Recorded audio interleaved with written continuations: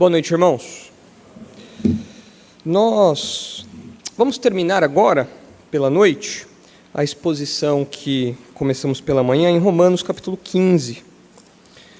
Como eu mencionei para os irmãos, eu acredito que esse seja um texto que tenha muitos paralelos com os nossos planos, com o momento que temos vivido como igreja. E falamos um pouco disso hoje pela manhã. A exemplo do que fizemos hoje também, eu vou ministrar aos irmãos esse trecho do texto que falta, e na sequência o pastor Marcos também vai dirigir algumas palavras aos irmãos, tudo com essa temática dessa viagem que é tão promissora e tão importante para a nossa igreja. Os irmãos devem se lembrar que nós estamos estudando aí Romanos 15, dos versículos 22 a 29, e nós percebemos aqui um pouco dos bastidores do ministério do apóstolo Paulo, da sua empreitada missionária, da sua empreitada ministerial, e no final da carta aos Romanos, ele expõe para nós, ele descortina para nós quais são seus alvos, quais são os seus próximos pontos no GPS, onde ele quer ir, quais são os próximos endereços que ele quer visitar, que ele quer dedicar algum tempo na sua empreitada missionária. E com isso nós aprendemos da filosofia de ministério do apóstolo Paulo. Nós fazemos paralelo com o momento que temos vivido na nossa igreja, com o nosso compromisso pessoal, a exemplo do compromisso do apóstolo Paulo. Enfim, já extraímos bastante coisa daqui e agora nós vamos terminar o texto. Então vamos ler o texto, depois eu reviso a estrutura que temos usado para dividir esse texto e na sequência finalizamos. Romanos 15, 22 diz assim: Essa foi a razão porque também muitas vezes me senti impedido de visitar-vos. Mas agora, não tendo já campo de atividade nestas regiões, e desejando há muito visitar-vos, penso em fazê-lo quando em viagem para a Espanha, pois espero que de passagem estarei convosco, e que para lá seja por vós encaminhado, depois de haver primeiro desfrutado um pouco a vossa companhia. Mas agora estou de partida para Jerusalém, a serviço dos santos, porque aprouve à Macedônia e à Acaia levantar uma coleta em benefício dos pobres, dentre os santos que vivem em Jerusalém. Isto lhes pareceu bem, e mesmo eles são devedores, porque se os gentios têm sido participantes dos valores espirituais dos judeus, devem também servi-los com bens materiais. Tendo, pois, concluído isto, e havendo-lhes consignado este fruto, passando por vós, irei à Espanha. E bem sei que, ao visitar-vos, irei na plenitude da bênção de Cristo. Nós temos feito aqui 3 destaques nesse texto, 3 destaques do planejamento de Paulo, 3 palavras que começam com P, bem facinho para nós decorarmos. Então, nos versículos 22 e 23, nós já vimos a prioridade de Paulo. Ele diz que ele não visitou os irmãos de Roma anteriormente, porque ele se via impedido por isso. Mas o que o impedia? Sua própria lista de prioridades, sua própria filosofia de ministério. Nos versículos anteriores, ele disse que ele tinha o objetivo de pregar em lugares que ainda não tinham sido alcançados, desbravados antes. Por isso falamos que o apóstolo Paulo era um bandeirante do evangelho, desbravando territórios onde o evangelho não tinha sido pregado ainda. E como os crentes de Roma já estavam lá, e não foram fruto do ministério direto do apóstolo Paulo, então não havia sentido para ele desbravar um território que já fora desbravado. Então ele queria terminar primeiro o seu trabalho nas regiões ali da Ásia Menor, como nós vimos no mapa hoje pela manhã. Mas ele disse que ele já concluiu isso. Então nós vemos que a sua prioridade estava completa, e agora ele podia avançar para próximos alvos. No versículo 24 nós vimos o programa de Paulo. Ele tem uma agenda, ele tem um roteiro. E é curioso observar que ele escreve a sua carta aos crentes de Roma, dentre outros motivos, apologéticos, pastorais, de ensino. Ele escreve também a sua carta aos romanos para prospectar o apoio desses crentes à sua empreitada missionária. Ele queria fazer com que Roma fosse uma base estratégica, uma base de operações para a sua investida para o Ocidente, para a ponta do continente europeu, exatamente como ele tinha feito com Antioquia nas suas primeiras viagens missionárias. Ele queria que Roma agora fosse esse centro estratégico. Então ele apresenta a sua filosofia de ministério, ele se apresenta àqueles crentes, ele apresenta qual é a mensagem que ele prega, e ele diz que ele espera que aqueles crentes possam encaminhá-lo para a Espanha, dando a ele suporte logístico, suporte financeiro, como era comum naqueles dias. E depois de vermos a prioridade de Paulo, o programa de Paulo, nos versículos 25 a 29, nós vemos a prontidão de Paulo. Ele tem alvos a curto prazo, ele quer cumprir esses objetivos e então seguir depois para esses alvos maiores. Mas vamos ver agora então essa prontidão aí a partir do versículo 25. O texto diz assim: Mas agora estou de partida para Jerusalém, a serviço dos santos. Os irmãos devem se lembrar que Paulo está em Corinto, então ele precisaria voltar para Jerusalém. E por que ele quer voltar para Jerusalém? Ele fala que ele quer prestar algum tipo de serviço, ele quer servir os crentes de Jerusalém. Como? O versículo 26 explica. Porque aprouve a Macedônia e a Acaia, próximos ali de onde o apóstolo Paulo estava, a região onde o apóstolo Paulo estava, levantar uma coleta em benefício dos pobres dentre os santos que vivem em Jerusalém. Nós sabemos, conforme lemos o Novo Testamento, que os crentes de Jerusalém eram crentes pobres. A condição dessas pessoas era uma condição humilde. Diversos problemas sociais também afetavam ali aquela região, de modo que constantemente os crentes de Jerusalém precisavam de apoio material, precisavam de apoio financeiro, precisavam de ajuda de crentes de outras partes do mundo antigo. E o apóstolo Paulo diz aqui que os crentes da Macedônia e da Acaia resolveram levantar oferta para que o apóstolo Paulo levasse esses recursos para aqueles crentes de Jerusalém e suprissem ali as suas necessidades. Os irmãos veem uma menção dessa ajuda em 1 Coríntios capítulo 16. Se os irmãos abrirem rapidamente, os irmãos verão no versículo 1 de 1 Coríntios 16, o apóstolo Paulo fazendo menção dessa coleta, fazendo menção dessa ajuda financeira que ele encaminharia, que ele levaria para os crentes de Jerusalém. Ele fala: quanto à coleta, 1 Coríntios 16, 1, quanto à coleta para os santos, fazei vós também como ordenei as igrejas da Galácia. E ele continua falando como deveria ser feito isso. No primeiro dia da semana, cada um de vós ponha de parte em casa, conforme a sua prosperidade, e vá juntando, para que não se façam coletas quando eu for. E quando tiver chegado, enviarei cartas, para levarem as vossas dádivas a Jerusalém, aqueles que aprovardes. Se convier que eu também vá, eles irão comigo. Aqui o apóstolo Paulo já fala que ele mesmo irá levar essa oferta, esse serviço àqueles crentes ali. Em 2 Coríntios, mais adiante, um pouquinho mais à frente na cronologia, mas ainda dentro desse período aí que nós estamos estudando, dentro dessa janela de tempo que nós estamos estudando, em 2 Coríntios capítulo 8, o apóstolo Paulo dá mais diretrizes a respeito dessa coleta. Ele diz no versículo 1 do capítulo 8, 2 Coríntios 8, também, irmãos, vos fazemos conhecer a graça de Deus concedida às igrejas da Macedônia, porque no meio de muita prova de tribulação manifestaram abundância de alegria, e a profunda pobreza deles superabundou em grande riqueza da sua generosidade, porque eles, testemunho eu, na medida de suas posses e mesmo acima delas, se mostraram voluntários, pedindo-nos com muitos rogos a graça de participarem da assistência aos santos. Vejam aqui que os crentes da Macedônia não eram de muitas posses, mas eles viam como fundamental a participação deles nessa empreitada de ajuda aos crentes de Jerusalém. Eles falam: por favor, deixem-nos ajudar esses irmãos lá. Então eles coletam recursos até mesmo acima das suas posses, aquilo que seria esperado deles, e isso mostra a graça de Deus trabalhando naqueles irmãos, fazendo do pouco que eles tinham extrair leite de pedra, para que eles consigam colocar isso ali encaminhar para os crentes de Jerusalém.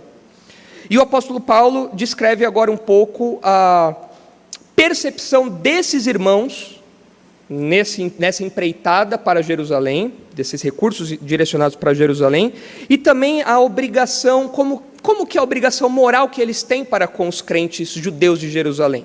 O versículo 27 diz: isto, de Romanos 15, isto lhes pareceu bem. Ou seja, eles viram isso com bons olhos, eles sentiam a necessidade disso, eles queriam participar disso. E mesmo lhes são devedores. Como assim os crentes da Macedônia, da Acaia, os gentios, por que eles são devedores? Eles fazem isso de boa vontade, eles querem compartilhar dos seus recursos generosamente, bondosamente, mas por que eles têm algum tipo de dívida para com os crentes judeus de Jerusalém? Paulo continua: porque se os gentios têm sido participantes dos valores espirituais dos judeus, devem também servi-los com bens materiais. o princípio que o apóstolo Paulo ensina aqui é que os gentios participam das bênçãos espirituais que inicialmente estavam destinadas aos judeus. Inicialmente, as promessas de salvação, as bênçãos destinadas àquele povo, as promessas da nova aliança, tudo isso estava destinado aos judeus. E os crentes judeus, levando o evangelho adiante, como o apóstolo Paulo faz aqui para os gentios, estavam expandindo essa participação graciosa aos gentios. Estavam levando essas bênçãos espirituais para o gentio. Então eles tinham algo em comum, os crentes judeus tinham algo, e agora os gentios estavam juntos. Mas Paulo fala, logo, se vocês estão juntos nas bênçãos espirituais, não é para vocês esconderem o porquinho quando eles precisarem também. Porque vocês estão participando de coisas maravilhosas, coisas espirituais, verdades incríveis, e nas questões materiais vocês não vão ajudá-los na necessidade deles, vocês não vão compartilhar disso com eles. Eles compartilham essas bênçãos com vocês, e vocês não vão compartilhar bênçãos materiais com eles.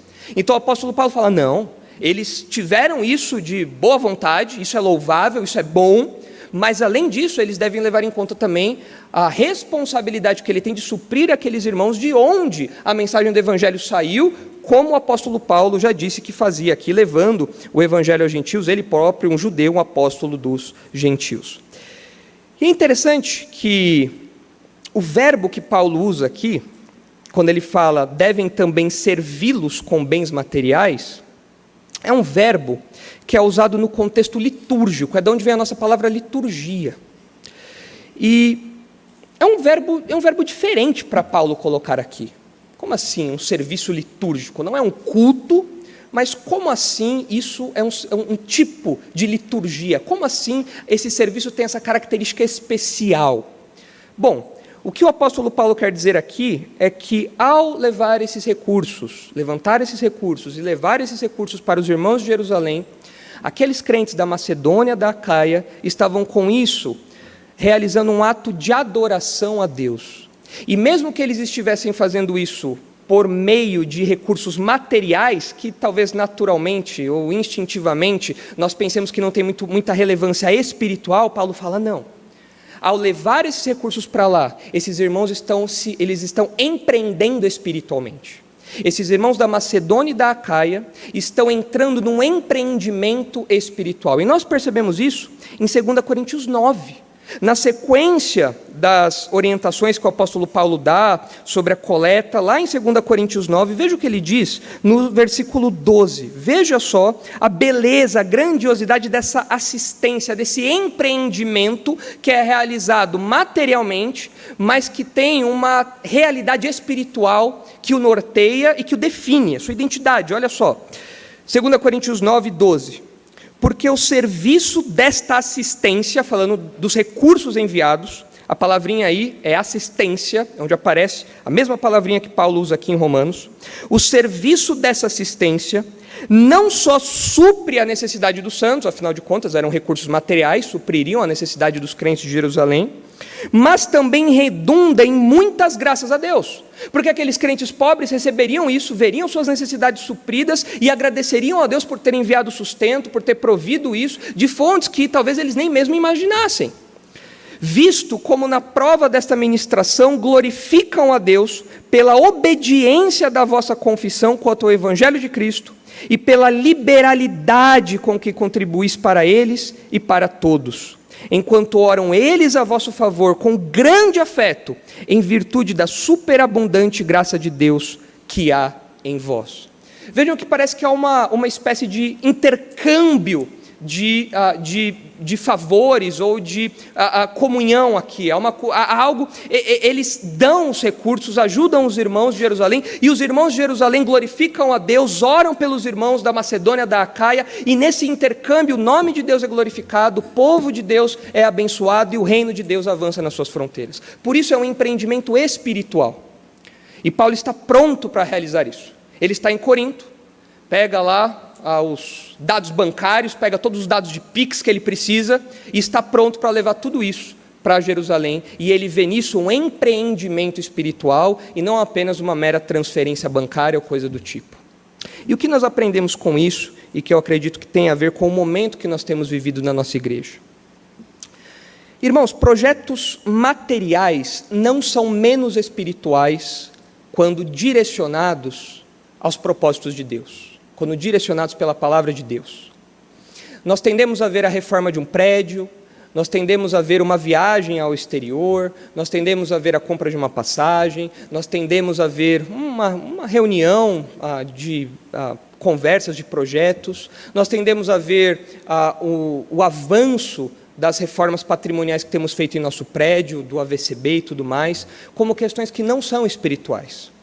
Parece que é muito fácil nós olharmos para tudo isso como coisas secundárias que não têm nenhuma relevância espiritual, que não têm nenhum aspecto espiritual, mas isso não é verdade.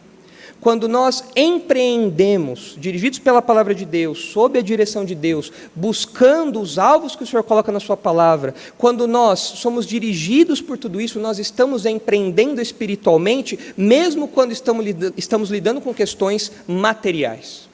Os recursos que são aplicados aqui, os recursos que nós vimos hoje pela manhã na nossa Assembleia Ordinária, tudo aquilo não são coisas pagãs, seculares, que não têm relação nenhuma com questões espirituais, não. O apóstolo Paulo diz que mesmo quando usamos recursos materiais, nós estamos empreendendo espiritualmente também. E o que nós temos feito na nossa igreja, com tantas reformas, construindo sala nova, reformando o prédio todo, preparando a nossa igreja, preparando viagem, trazendo pessoas para cá, tudo isso não é apenas lazer, tudo isso não é apenas uma infraestrutura que de algum modo nos dá conforto, ainda que nos dê conforto, mas esse não é o alvo principal. Tudo isso é um empreendimento espiritual, para que o nome de Deus seja glorificado, para que as barreiras do reino sejam levadas adiante e para que mais pessoas rendam graças a Deus. Nós precisamos encarar esses projetos como igreja, dessa perspectiva, vendo que mesmo projetos materiais têm sim aspectos espirituais, são empreendimentos espirituais. E o texto continua, versículo 28. Tendo, pois, concluído isto, e havendo-lhes consignado este fruto, passando por vós, irei à Espanha. Esse era o alvo do apóstolo Paulo. Ele voltaria para Jerusalém, de Jerusalém pretendia ir para Roma, de Roma, contando com o apoio dos irmãos, ele iria então para a Espanha, uma viagem longa, uma viagem distante do seu ponto inicial, uma viagem ousada. E bem sei que, ao visitar-vos, irei na plenitude da bênção de Cristo. Bom, Paulo sabia que ele chegaria a Roma no tempo e na forma da vontade de Deus, sob o cuidado de Deus, sob a vontade de Deus. Ele aguardava esse momento. Mas, nós precisamos agora olhar de modo um pouquinho mais amplo para o que acontece depois que Paulo escreve isto. Esses eram os planos de Paulo. Paulo tinha o desejo de ir para Roma e de Roma para a Espanha. Será que ele foi? O que aconteceu?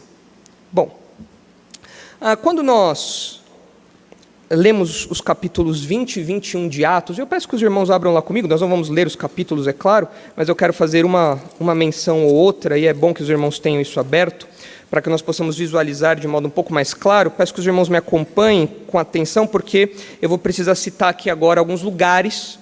Se você não sabe exatamente onde fica, não tem problema, o importante é só você ver como os planos de Paulo estavam originalmente e como os planos de Paulo terminaram, ok? É isso que é o importante aqui, mas eu preciso mencionar essas questões. O que acontece depois que Paulo diz isso? Essa era a vontade dele. Ele queria ir de Jerusalém, Roma, Espanha. Esse era o plano. O que acontece? Nós estamos no ano 57, Paulo está escrevendo a sua carta aos romanos da cidade de Corinto, e lendo Atos 20 e 21, nós vemos que de Corinto, Paulo vai para a cidade de Filipos ele vai para Troade, de Troade para Mileto, de Mileto para Tiro, Cesareia, Jerusalém. Essa é a jornada que ele faz, e ele chega em Jerusalém. De fato, antes de chegar lá, durante esse trajeto, Paulo é alertado que ele seria preso e perseguido, ou perseguido e preso. Se os irmãos olharem aí no capítulo 20, versículos 22 a 23, os irmãos verão o seguinte, Atos 20 e 22. E agora, constrangido em meu espírito, vou para Jerusalém. Ele está falando aqui com os pastores de Éfeso, em Mileto. Não sabendo o que ali me ocorrerá, senão que o Espírito Santo, de cidade em cidade, me assegura que me esperam cadeias e tribulações. É uma expectativa não muito boa, né? Imagina você fazer uma viagem sabendo que o destino final tem lá reservado para você cadeias e tribulações. Mas o apóstolo Paulo segue convicto. Se os irmãos olharem o capítulo 21, versículo 4, os irmãos verão novamente esse alerta. Encontrando os discípulos, isso em Tiro, encontrando os discípulos, permanecemos lá durante 7 dias, e eles, movidos pelo Espírito, recomendavam a Paulo que não fosse a Jerusalém. Paulo, não vai. Paulo, se você já sabe que tem cadeias e perseguições ali te aguardando, não vá, Paulo. Mas Paulo segue convicto. Veja o versículo 10 agora, onde isso fica mais claro, essa expectativa fica mais clara. Isso em Cesareia. Demorando-nos ali alguns dias, desceu da Judeia um profeta chamado Ágabo, e vindo ter conosco, tomando o cinto de Paulo, ligando ele os próprios pés e mãos, declarou: isto diz o Espírito Santo, assim os judeus em Jerusalém farão ao dono deste cinto, e o entregarão nas mãos dos gentios. Quando ouvimos essas palavras, tanto nós como os daquele lugar, rogamos a Paulo que não subisse a Jerusalém. Paulo, não vai. Olha o que o Ágabo está falando, Paulo. Para de ser cabeça dura, homem. Ouve. Não vai para Jerusalém. Vai direto para a Espanha, vai para Roma, mas não vai para Jerusalém. Então ele respondeu, versículo 13: que fazeis chorando e quebrantando-me o coração? Pois estou pronto não só para ser preso, mas até para morrer em Jerusalém, pelo nome do Senhor Jesus. Como, porém, não o persuadimos, conformados dissemos, faça-se a vontade do Senhor. Paulo estava convicto que ele tinha que ir para Jerusalém, apesar desses perigos, porque ele via nisso uma direção do Senhor, e ele fala, não tentem me impedir, para o chororô, vocês estão me constrangendo, estou ficando aqui com vontade de chorar, não quero chorar, eu vou para Jerusalém. Não tem jeito. Eles vendo que não tinha como mudar a opinião de Paulo, então tudo bem, que seja feita a vontade do Senhor. E na verdade essa viagem era de fato perigosa, porque o próprio Paulo, em Romanos 15 já, antes disso aqui, em Romanos 15, o apóstolo Paulo, na sequência do texto que nós estamos estudando, ele diz o seguinte no versículo 30, rogo-vos, pois, irmãos, por nosso Senhor Jesus Cristo, e também pelo amor do Espírito, que lutei juntamente comigo nas orações a Deus a meu favor, para que eu me veja livre dos rebeldes que vivem na Judeia, e que este meu serviço em Jerusalém seja bem aceito pelos santos, a fim de que ao visitar-vos pela vontade de Deus, chegue à vossa presença com alegria e possa recrear-me convosco. Paulo queria ir até Roma, mas ele fala, orem por mim em Jerusalém, porque tem uma turma lá, a gangue da Judeia está doida para me pegar, o pessoal está me ameaçando, e eu sei que ir para lá é uma ameaça real, mas eu preciso ir para lá servir aos irmãos que estão ali levando essas ofertas que foram levantadas. Bom, como eu disse, o apóstolo Paulo chegou em Jerusalém, e logo que ele chegou em Jerusalém, ele foi alvo de poucos dias depois que ele chegou em Jerusalém, ele foi alvo de acusações ferozes dos judeus da Ásia, campo de trabalho onde ele havia ministrado durante anos. Esses homens alvoroçaram a cidade e queriam matá-lo.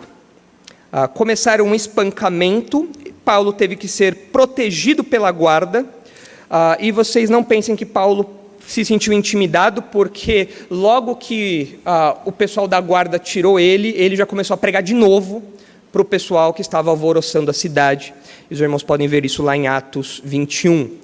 E por um tempo, nesse momento, eles até ouviram Paulo pregar, mas quando Paulo falou de levar a salvação aos gentios, aí o povo não aguentou e foi para cima de novo, e aquele alvoroço todo, porque isso era inconcebível, o judeu da gema não gostava dessa ideia, e Paulo falava, não, esse é o meu ministério, vou levar a salvação aos gentios. Essa era a prioridade dele, mas os judeus não gostavam disso, então o alvoroço começou, e Paulo se viu preso em Jerusalém.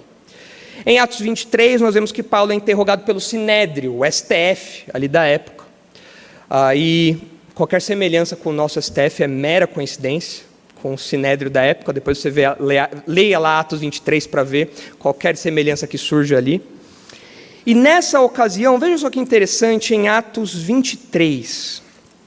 Diante disso tudo que Paulo estava passando, talvez ele pensasse, poxa vida, eu já tinha comprado a passagem, 1, 2, 3 milhas para ir para Roma, e agora estou aqui preso, 1, 2, 3 milhas não, né? Melhor não, decolar.com, e eu estou doido para ir para Roma, mas eu estou preso aqui, será que eles mudam a data, né? Como que será que vai ser isso? Mas veja só o que o Senhor diz para Paulo em Atos 23, 11. Na noite seguinte, o Senhor, pondo-se ao lado dele, disse: coragem, pois do modo por que deste testemunho a meu respeito em Jerusalém, assim importa que também o faças em Roma. Paulo, você não quer ir para Roma? Você vai para Roma. Você vai para Roma testemunhar de mim. É verdade que as circunstâncias foram um pouco diferentes daquelas que Paulo esperava, mas o destino combinou. O Senhor disse para Paulo: Paulo, você vai para Roma, você vai anunciar o evangelho em Roma. Pois bem, na sequência, depois de Jerusalém, Paulo é levado para Cesareia, onde ele fica 2 anos preso. Ele é interrogado pelo governador Félix. Ele diz que ele foi até Jerusalém para levar recursos aos irmãos de Jerusalém. Houve todo aquele alvoroço. Ele apresentou sua defesa, contou da sua história, mas ele fica 2 anos presos ali. E depois disso ele pede para ser julgado por César. Ele apela a César. Ele, como cidadão que tinha direito a isso, ele decide então ser julgado na capital do império. Ele pede para ser enviado para Roma. E os irmãos podem ver isso lá em Atos 25, onde ele fala que apela a César. De Cesareia, onde isso acontece, onde esse apelo é feito, ele tem uma viagem tumultuada até Roma, onde tem aquele naufrágio em Malta, uma viagem bem conturbada, nada agradável ali até Roma. Mas em meados de 60 ele chega a Roma. Em meados de fevereiro de 60, do ano 60, ele chega até Roma. Vejam, Paulo está escrevendo em 57, e ele chega a Roma no ano 60, em circunstâncias um pouco diferentes daquela que ele esperava. Mas ele está lá agora porque o Senhor tinha prometido que ele iria para Roma, tinha dito que ele iria para Roma. E vejam o que diz Atos, capítulo 28. Veja que curioso, Atos 28, 15. Veja o que diz aqui, o que Lucas descreve para nós, da chegada deles em Roma. Paulo está no caminho para Roma, ele está a alguns quilômetros de Roma. E veja o que acontece aí nos versículos 15 a 16. Ele está chegando em Roma, veja só.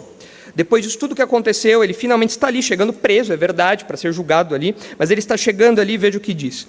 Tendo ali os irmãos ouvido notícias nossas, vieram ao nosso encontro até a praça de Ápio e as 3 vendas. Vendo-os Paulo e dando por isso graças a Deus, sentiu-se mais animado. Os irmãos devem se lembrar que hoje pela manhã nós falamos que Paulo, mesmo não conhecendo os crentes de Roma, tinha uma intensa vontade de estar com esses irmãos. Desejava estar com esses irmãos. Queria ser reconfortado, queria ser abençoado, queria ser edificado pela companhia desses irmãos. E esse encontro aconteceu, não nas circunstâncias que Paulo esperava, mas nas circunstâncias que Deus queria, e nessas circunstâncias esses irmãos foram usados para animar o espírito do apóstolo Paulo, certamente abatido por tudo aquilo que estava acontecendo. E o texto fala que ele sentiu-se mais animado e deu graças a Deus por finalmente ter encontrado aqueles irmãos em Roma. Bom, o livro de Atos termina, os versículos 30 a 31, os irmãos veem aí o finalzinho do livro de Atos. Muito em breve nós vamos chegar no final de Atos com o pastor Marcos, muito em breve, daqui talvez umas 3 décadas nós chegamos lá. Mas o texto termina assim: por 2 anos permaneceu Paulo na sua própria casa que alugara, onde recebia todos os que o procuravam, pregando o reino de Deus e com toda a intrepidez, sem impedimento algum, ensinava as coisas referentes ao Senhor Jesus Cristo. E aqui termina o livro de Atos. Bom, nesse período da sua primeira prisão domiciliar em Roma, que foi do ano 60 a 62, o apóstolo Paulo escreve as chamadas epístolas da prisão, as cartas da prisão. Filipenses, Efésios, Colossenses e Filemon. Nós temos essas cartas porque o apóstolo Paulo esteve lá coordenando as igrejas desse ponto em que ele ficou preso durante 2 anos. E quando nós lemos essas cartas, por exemplo, em Filemon, nós vemos que a expectativa do apóstolo Paulo era que ele fosse liberto dessa prisão, e de fato ele o foi. Ele foi liberto dessa primeira prisão em Roma. Só que depois disso, nós não temos mais o livro de Atos. E aí fica difícil saber o roteiro do apóstolo Paulo. Não tem histórico do GPS para a gente saber por onde ele foi. Não tinha buscar do iPhone, não tinha GPS do Google, não dava para saber por onde o apóstolo Paulo foi. O que nós fazemos então é caçar nas epístolas que ele escreveu depois, aos lugares por onde ele passou. E parece que o seu roteiro envolveu a cidade de Éfeso, onde ele já tinha estado algumas vezes, Colossos, Macedônia, como nós vemos em 1 Timóteo, cidades da Ásia Menor, onde ele já tinha ministrado, talvez ele tenha passado lá para reforçar os irmãos ali. A Creta, onde ele havia deixado Tito, como nós vemos na carta ao Tito. Nicópolis, como aparece em Tito também, enfim. Mas nós não vemos ele falando nada da Espanha. Até aqui não aparece nada da Espanha. Bom, em algum momento talvez o Paulo vá para lá. Talvez ele esteja angariando aí fundos, alguma coisa. Em algum momento ele vai para lá, esse era o seu desejo. Só que, conforme nós vamos caçando essas informações, parece que no ano 67, Paulo foi preso em Troade. Não na Espanha, preso em Troade. Sendo levado, então, para sua segunda prisão em Roma, no cárcere Mamertino. Não era mais uma prisão domiciliar, como na primeira vez, era o cárcere Mamertino. Você pode visitá-lo até hoje em Roma, um lugar muito feio, um lugar muito escuro, totalmente insalubre ali o espaço. O apóstolo Paulo ficou preso ali, talvez por mais ou menos um ano, de onde ele escreveu sua última carta, 2 Timóteo, e então, segundo a tradição, ele foi decapitado. E nesse intervalo todo, isso no ano 68, considerando que ele foi preso no ano 67, de 57 a 67, ele foi para a Espanha ou não? Como eu brinquei hoje pela manhã, ele comeu paella ou não? O que aconteceu com os planos do apóstolo Paulo? Muitas coisas mudaram. Algumas coisas permaneceram, mas em circunstâncias diferentes. Ele foi para Roma, mas não do jeito que ele esperava. Mas será que ele foi para a Espanha? Nós vemos que ele foi para outros lugares, mas nesse intervalo de 10 anos, ele concretizou esse plano ou não? E a resposta é: não sabemos. Não dá para saber se o apóstolo Paulo foi de fato para a Espanha ou não. Há uma tendência de alguns, por conta de um registro de Clemente de Roma, por conta desse registro, há alguns que acreditam que Paulo chegou à Espanha. Porque Clemente de Roma diz o seguinte, algum tempo depois, falando sobre a jornada de Paulo, Clemente de Roma diz: Paulo, tendo ensinado a justiça ao mundo inteiro, tendo ido até os limites do Ocidente e tendo dado testemunho diante dos governantes, foi assim removido do mundo e elevado ao lugar santo, tornando-se um notável modelo de resistência. A partir desse relato aqui, alguns falam que, de fato, então, parece que Paulo chegou até a Espanha. Mas nós não sabemos, porque há uma referência ao limite do Ocidente. De fato, a Espanha, a Península Ibérica, fica no limite do Ocidente, ali no continente europeu. Mas é uma afirmação que eu não sei se eu compraria com tanta certeza, com tanta segurança. É possível, mas eu prefiro confirmar quando eu encontrar com o Paulo. Falei: ei, Paulo, você comeu paella ou não? Porque, biblicamente, nós não temos indício dessa viagem. O apóstolo Paulo não falou da sua ida à Espanha, dessa empreitada, e pode ser que ele tenha revisto os seus planos, depois da sua primeira prisão, e resolvido revisitar as igrejas das suas primeiras viagens missionárias, tendo outros alvos, remodelando seus planos. Bom, seja como for, o que isso nos ensina? Queridos, nós também temos a nossa Espanha, hoje, por assim dizer, nossa Espanha, entre aspas. Tomem aqui Espanha como a grande empreitada, a nova empreitada do apóstolo Paulo. Ele concluiu a sua tarefa na Ásia e agora ele queria ir para a Espanha. Nós também temos a nossa Espanha. Nós também temos um grande alvo pela nossa frente. Nós também temos uma grande viagem pela nossa frente. Nós também temos grandes trajetos, grandes passos, caminhos a serem percorridos. E nós também temos a nossa Roma. Paulo queria passar em Roma para ir para a Espanha. Nós também temos a nossa Roma. A nossa Espanha é o nosso projeto de seminário. Como o pastor Marcos diz, o nosso alvo de sermos uma Genebra tropical. Vamos popularizar essa expressão agora. Uma Genebra tropical. Influenciando pastores, igrejas espalhados pelo Brasil e pelo mundo, com a nossa filosofia de ministério, com a nossa visão bíblica a respeito do Evangelho e tudo mais. Essa é a nossa Espanha. Mas nós também temos a nossa Roma. Qual é a nossa Roma? É Júpiter, nos Estados Unidos. São os irmãos que estão lá prontos a, quem sabe, nos servir de apoio logístico, nos servir de apoio acadêmico para que nós alcancemos os nossos alvos. Nós temos nossa Roma, nós temos a nossa Espanha também. Será que vamos chegar na Espanha? Não sabemos. Será que vamos chegar a Roma? Eu espero que sim, mas porque eu não gosto de viajar de avião. Eu espero chegar lá. Eu espero chegar nos Estados Unidos, chegar lá em Júpiter bem. Espero que essa parte da viagem não seja tão tumultuada como a de Paulo para Roma. Não com essa coisa de náufrago, só o Tom Hanks. Então, não é comigo. Mas nós temos também o nosso caminho, o nosso intermediário. Pontos de apoio até que nós cheguemos a esse alvo, essa empreitada hispânica.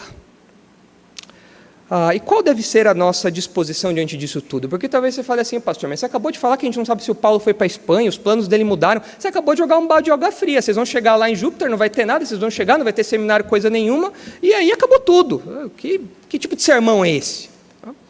Na verdade, o que isso nos ensina, irmãos, é que nós temos que ter a humildade e a dependência do apóstolo Paulo em remodelar os nossos planos de acordo com as direções que Deus dá.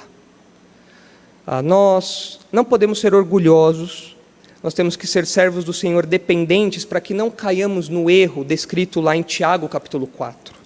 E eu acredito que esse deve ser a nossa disposição, o nosso espírito diante desses alvos que estão diante de nós, especialmente dessa viagem que começará nessa semana. Veja o que diz Tiago capítulo 4, versículo 13. Nós não podemos ter essa disposição aqui. Certamente o apóstolo Paulo não tinha. E apesar dele fazer planos, nós sabemos que o coração do homem faz planos, mas a resposta certa vem do Senhor. Nós temos que saber disso, nós temos que viver isso, nós temos que crer nisso, depender disso, colocar diante do Senhor os nossos planos. E veja como Tiago apresenta isso contra os orgulhosos, soberbos, em Tiago 4,13. Atendei agora vós que dizeis, hoje ou amanhã iremos para a cidade tal e lá passaremos 1 ano e negociaremos e teremos lucros. Vós não sabeis o que sucederá amanhã, que é a vossa vida. Sois apenas como neblina que aparece por um instante e logo se dissipa. Em vez disso, devieis dizer, se o Senhor quiser, não só viveremos, como também faremos isto ou aquilo. Agora, entretanto, vos jactais das vossas arrogantes pretensões, e toda jactância semelhante a essa é maligna. Portanto, aquele que sabe que deve fazer o bem e não o faz, nisso está pecando. Que o Senhor nos livre desse pecado, que o Senhor nos livre desse orgulho, dessa soberba. Que nós não falemos em nossos corações, iremos para Júpiter, ficaremos lá 7, 8 dias, voltaremos com todo o apoio, apresentaremos a nossa igreja, seremos bons, falaremos com todos ali, ficarão impressionados, e certamente as coisas vão caminhar como nós queremos. Não, nós somos fracos, somos pequenos, somos dependentes do Senhor. A história de Paulo, depois dele expor o seu desejo de ir à Espanha, passando por Roma, nos ensina que os nossos planos podem ser remodelados de acordo com a vontade do Senhor. Nós temos que ser dependentes, humildes, e se o Senhor quiser, iremos aos Estados Unidos. Se o Senhor quiser, teremos o apoio desses irmãos. Se o Senhor quiser, abriremos o nosso seminário. Se o Senhor quiser, seremos a Genebra tropical. Tudo isso, se o Senhor quiser, sob a direção de Deus, sob a orientação do Senhor, debaixo de muita oração, debaixo de muita dependência, debaixo da orientação dada pelo Espírito Santo, à liderança, aos pastores, à igreja. Essa tem que ser a nossa disposição, essa tem que ser a disposição da igreja. Estão aí então os 3 destaques do planejamento de Paulo, a prioridade de Paulo, o programa de Paulo e a prontidão de Paulo. Tudo isso, como eu falei hoje pela manhã, é fruto do amor que o apóstolo Paulo tem pelo Evangelho. E nós nutrimos esse amor também. Nós queremos falar desse amor também. Nós queremos anunciar que Jesus é a salvação. As igrejas não têm feito isso. As igrejas não têm falado sobre pecado, arrependimento, sobre salvação.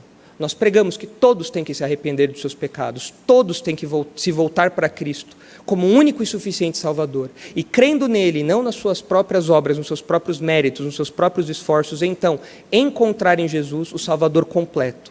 E então fazer parte deste povo abençoado que Paulo servia e que nós queremos servir também. Vamos orar. Santo Deus, nós somos dependentes do Senhor. Nós fazemos planos, mas a sua palavra diz que é a sua vontade que permanece. Nós não sabemos qual é a sua vontade diante disso tudo que temos apresentado aqui, diante desses passos que temos dado. Tantas coisas já avançaram, de modo até surpreendente, muito mais do que pensávamos, imaginávamos, fruto da sua graça, da sua bondade. Mas nós continuamos colocando essa viagem, tudo que vem com isso e depois disso, diante do Senhor, pedindo a sua orientação, pedindo que o Senhor nos dê as palavras certas, que o Senhor abra oportunidades e que o Senhor nos dirija nesse empreendimento para a expansão do teu reino.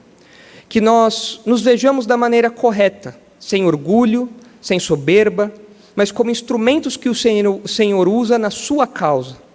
E que assim essa viagem seja uma viagem em dependência do Senhor. Que nós, como igreja, coloquemos constantemente isso em oração, estando sensíveis às direções que o Senhor nos dá. Se for necessário remodelarmos os nossos planos, que o Senhor nos dirija. Se for para concretizarmos, executarmos os planos, que o Senhor nos dirija. Se ampliarmos os nossos planos, que o Senhor nos sustente também, para que em tudo que venhamos a fazer, façamos como o apóstolo Paulo, na plenitude da bênção de Cristo. E é em nome do Salvador que nós oramos, agradecidos. Amém.